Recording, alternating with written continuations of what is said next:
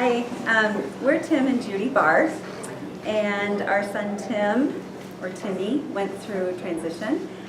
He finished in May of 2014, May or June.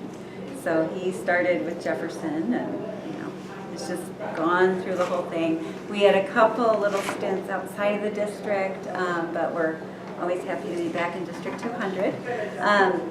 So Tim is on the autism spectrum, and so some of his challenges are typical. Let's see. So difficulty concentrating, difficulty reading social cues, anxiety about new situations, and part of, I think, just the lack of focus and all has made it hard for him. He wanted to get a driver's license, and that did not happen.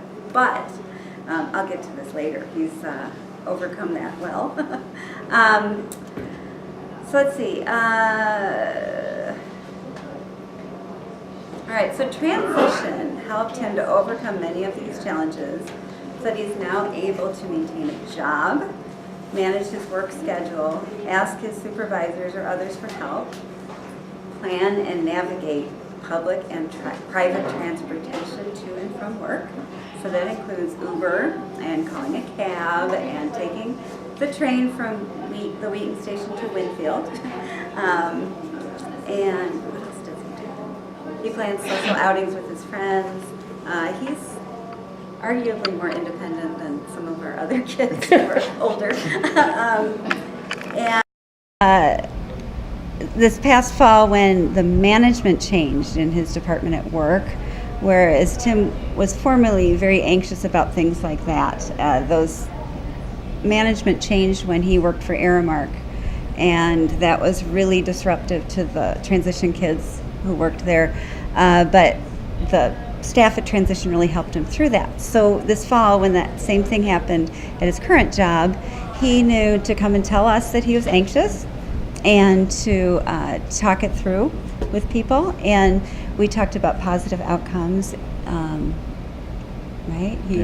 I don't know. He did well. He did well with it. So,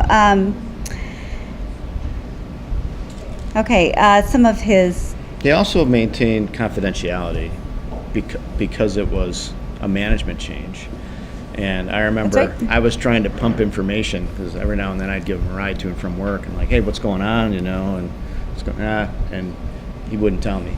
He said it's kind of private work stuff. So I thought that was good that he had that, awareness. Yeah, that's right. So, all right, some of the things that we think are really great about Tim are that he is hardworking, social, funny, very accepting of others, and flexible, which is something you have to learn when you have autism. So we found that our role in future planning during transition had less to do with crafting and executing our own agenda and more to do with staying in touch with the transition staff, asking questions, keeping in tune with how Tim was doing emotionally, and keeping a positive and flexible attitude. We were always met with a listening ear here and a sense that the transition staff truly wanted what was best for our student and was willing to fight for his success. During transition, Tim was able to participate in many independence-building activities, shopping for groceries, cooking, practicing, using public transportation are a few examples. And he also worked at several job sites with a job coach, including Wheaton Park District, Aramark, Noodles & Company, Prosex, We Grow Dreams, and Crown Graphics. Each job helped to grow his self-confidence and social skills, and we found that the community was so helpful and really embraced the transition students. Let's see, did you want to take this part? Sure. Okay.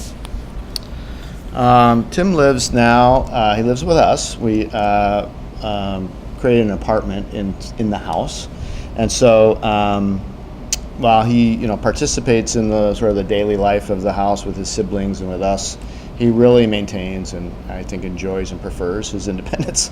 He's on his own a lot, but he's also kind of in it with us. He works 20 to 30 hours a week at CDH. He's in the linen department there, and he's been there since he was placed there through the Project Search program. So he was fortunate enough to, keep a job there after being trained there through Project Search. One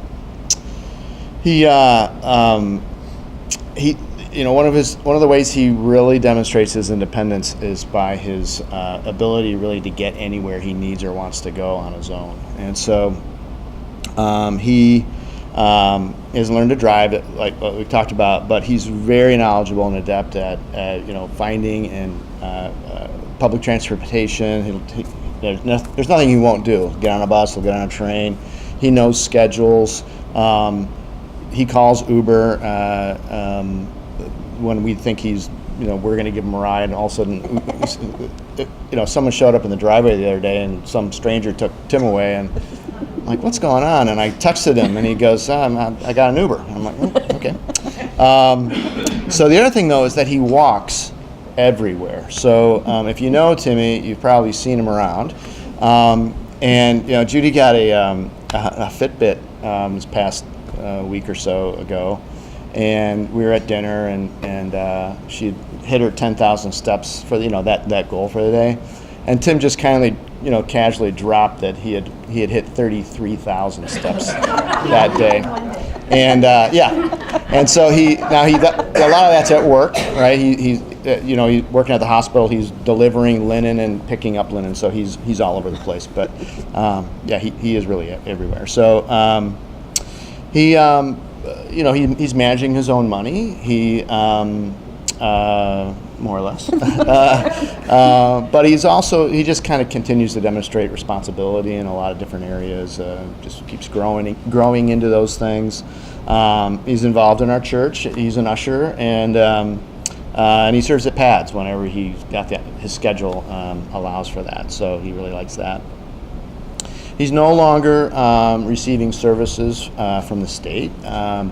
If you need to get us aside, you need to talk to John.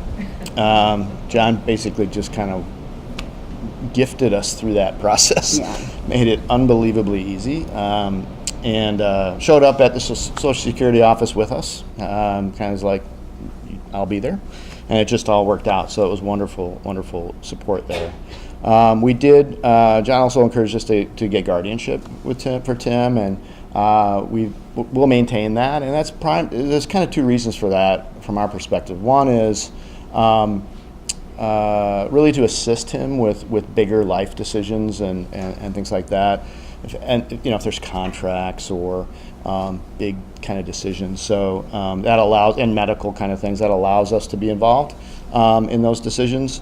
And the other is really a safeguard, right? So, if someone was to take advantage of him, or kind of, if he signed up for a credit card or something at a Cubs game to get a hat or something, and something went south with that, we then are able to, step in. We have that ability. So it prevents him from getting taken advantage of. So,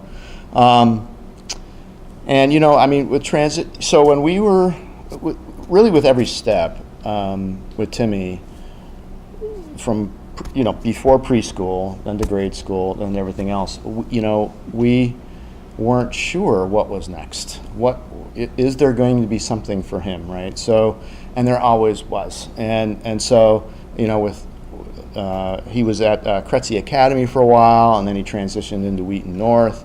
We weren't sure if he was going to really go to high school. He did, and then transition came, and that was just a gift. It was like, what's after high school? We don't know. And then there was transition, and then Project Search happened. Like, I don't know, when was that? Like, that was like amazing. It was a miracle as far as I was concerned. The timing, and that Tim got in to Project Search, and but it was like, what's he going to do? What's he going to do after transition when he turns 22? What happens? Well, there's Project Search, and then there's a job, and so everything's just been wonderful. So, yeah. Fantastic. Yeah.